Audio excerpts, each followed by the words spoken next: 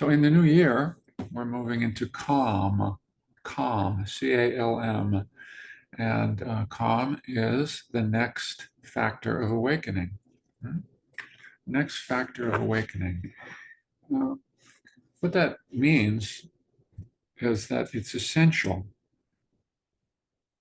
It's not, it's indispensable. Practice, when practice deepens, if practice deepens, calm needs to be aboard. It's an important quality of mind and heart.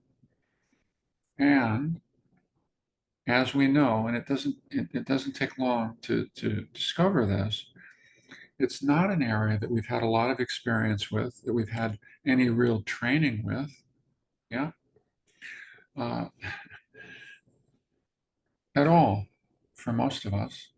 In fact, I was thinking to myself, do we get any transmission with calm? Is there anyone in your life, even growing up, who really, really was calm? I can't say there was in mine. If I was blessed, and I was, I got a transmission of kindness. Yeah. I got a transmission of care, some, right? did some transmission of holding, of being held, and what that's like. But calm, real calm, no, not at all. Not at all, right? Most of us don't have that transmission. We don't have that training.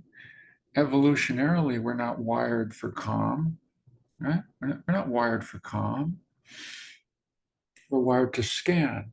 We're wired to look for food, to be alert to danger, to look out for more shiny balls, like we did over the crib.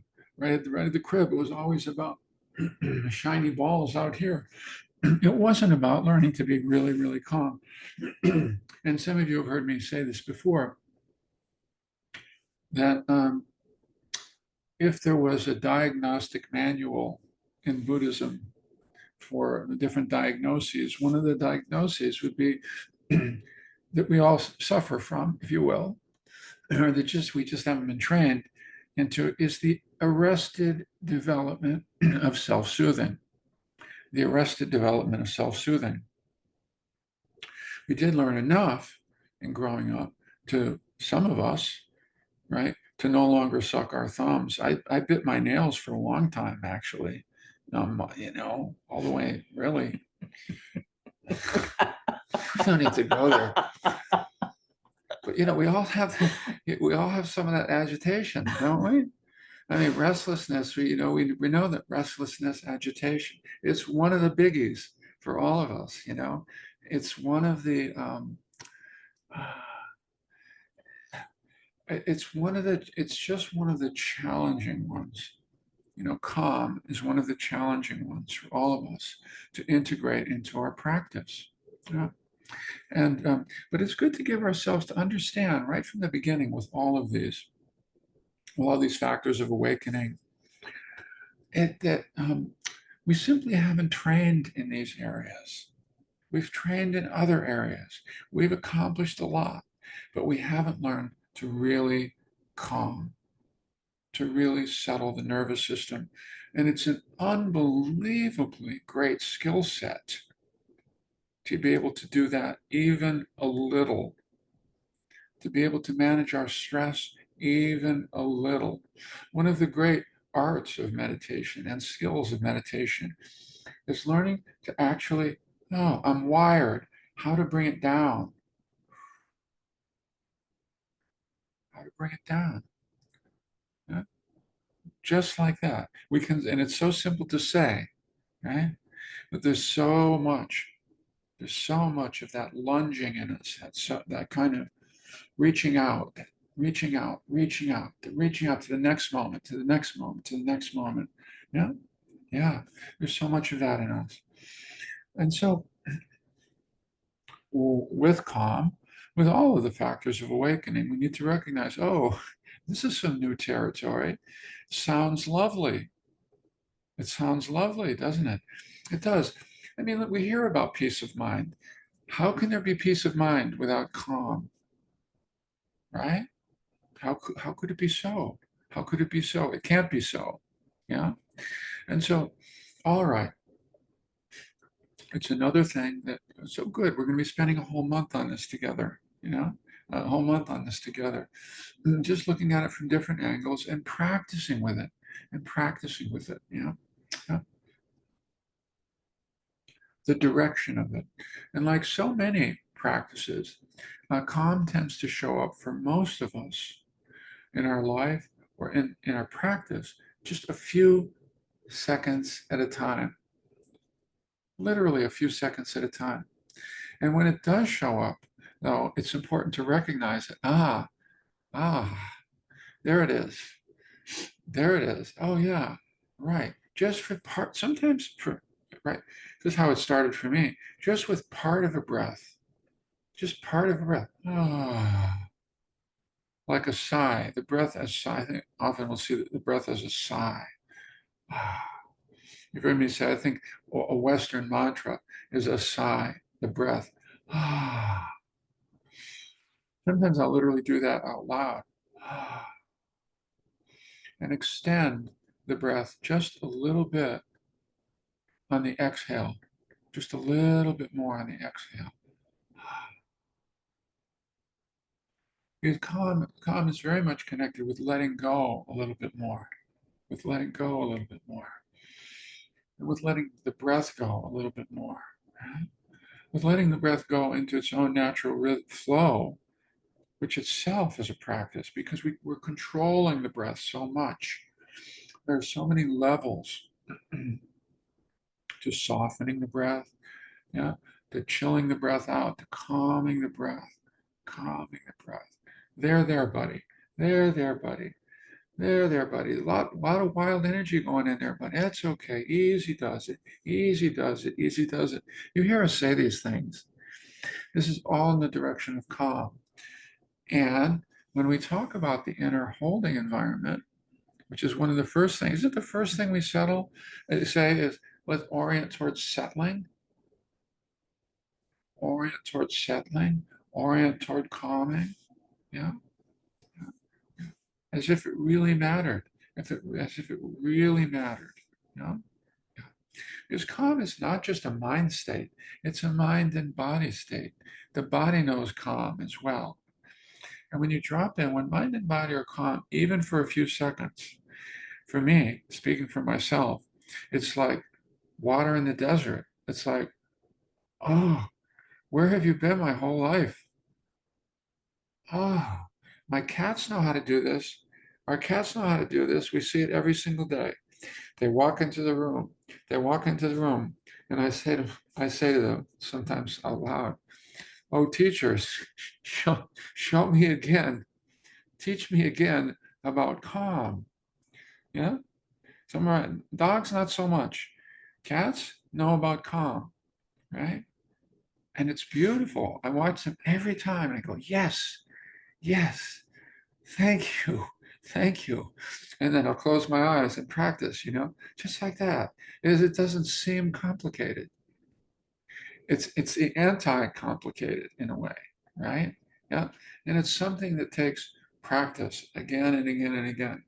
Partly it's really just incorporating that. It's one of the things that I'll monitor all the time in my practice. How is calm? Is there calm in there? You know? Ah, how do I invite that? How do I invite that? You know, and calm doesn't mean there's nothing going on in the mind either. Sometimes we conflate those two things. The calm means there should be no thinking, because if there's thinking, there can't be calm. This is not true. This is not true. In fact, the kind of calm that Buddha talked about often was the kind of calm with in the midst of things going on. It's kind of the backdrop. It's kind of the lens through which where a lot can be happening there. A lot can be happening there in the aquarium of the of the mind and heart. But the attitude behind it is calm because I'm not overly reacting to what's going on. I'm not trying to get anything to stop. I'm not trying to get something else to stay. I'm not trying to arrange the furniture. It is learning to stop doing some of that, and letting things settle, you know, like heavy snow. Some of you are in the Northeast, like heavy snow falling on a windless night in the landscape that just calm. There's a lot going on there, but it's calm, calm, calm, calm, calm. So, and we move. I love this word in the suttas. We were just reading this last night in the sutra. The word imperturbability. Imperturbability. Yeah. Wow. And calm is moving in that direction. It's not being perturbed by what's going on so much. Do you see that? It's not just, oh, I've got to get it all away, then I'll be calm. Yeah. It's learning to settle in the midst, There's the breath, there's stuff going on, but there's a more of a settling orientation around it. There's more of a settledness around it. Yeah. There's more of a settledness around it. And it won't stay. It's not going to stay. Nothing stays, but we're practicing inviting. We're practicing inviting again and again and again. In the next breath, at least we'll say this, right? At the beginning of meditation, for several breaths, inviting, the intention again to settle, to calm for several breaths, because it doesn't happen in the first couple. That's why, at all. Right? Because we're moving from a place of a lot of agitation. It's massaging it gradually, gradually, gradually, gradually. Oh, oh, they're in the 10th breath, in the 10th breath, in the 10th exhale. This is how it is for me. In the 10th exhale. Oh, a little bit. And then it's gone. Okay, the next in breath. Oh, there's more energy. Okay. Next out breath. Oh, there it is again. It's inviting that. It is inviting that. Yeah. It's inviting calm to be a little bit more present in your practice. Okay. And in this way, um, we talk about the breath gradually in the holding environment, gradually becoming more of a refuge, right? Hmm? Becoming more of a nest. You're building a nest. Well, how calm has to be there to some for it to be a refuge, right? See that? It's got to be one of those qualities. It's one of the qualities of the holding environment, really. Yeah. Um, and it's just one of the ones that doesn't come easily. It's not supposed to come easily. It's a new training for us. It's a new training for us. But the organism loves it when it starts to show up. You know, when calm starts to show up, uh, mind doesn't want to wander quite as much because it's starting to feel lovely in here. It's starting to feel like, ah, yeah. So, so it is with calm. We'll be working with this for a whole month. We'll be practicing with this for a month, and we'll start now. We'll start now. Let's open up together, and we'll practice a bit together with calm.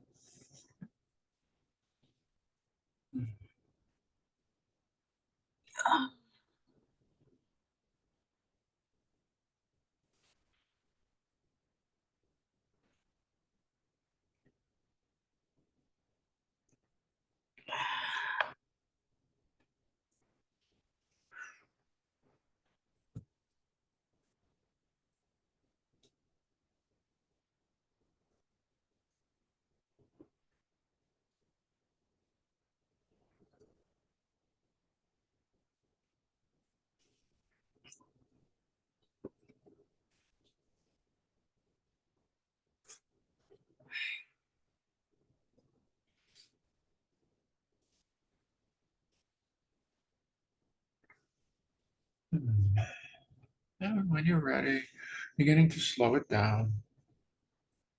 beginning to slow it down. And of course, as we lightly close our eyes, we're also inviting the body to calm, right? We invite the body to orient toward comfort and ease, settledness.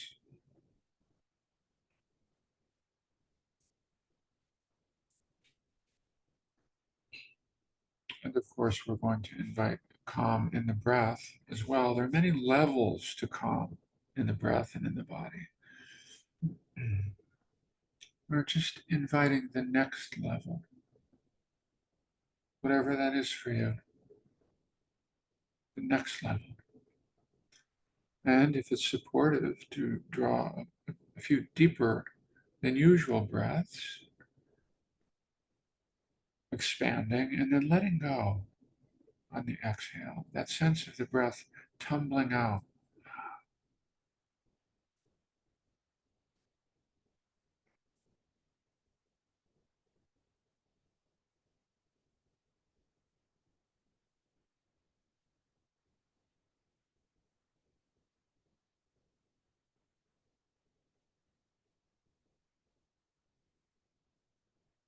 And we're literally training our bodies and our hearts and our minds and our breath to calm, to become more calm.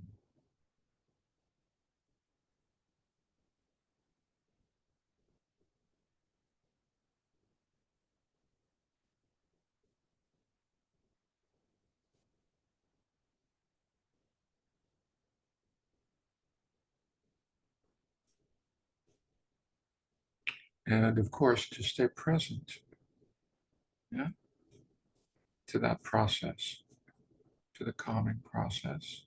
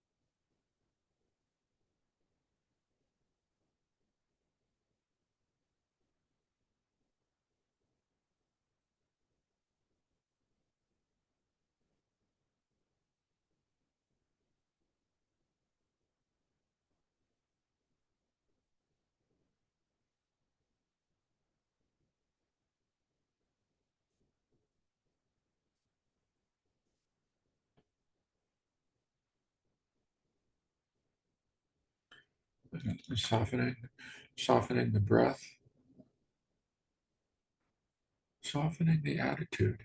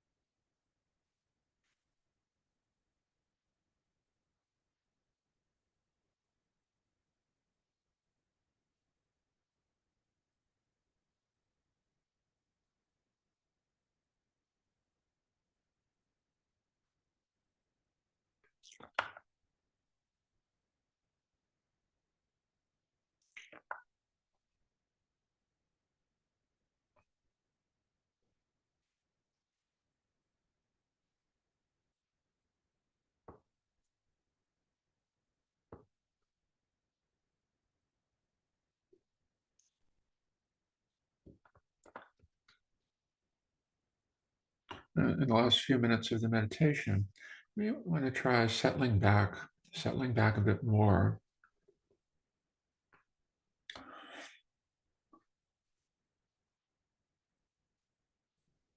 Just orienting around the breath as soft, keeping the breath soft as best you can.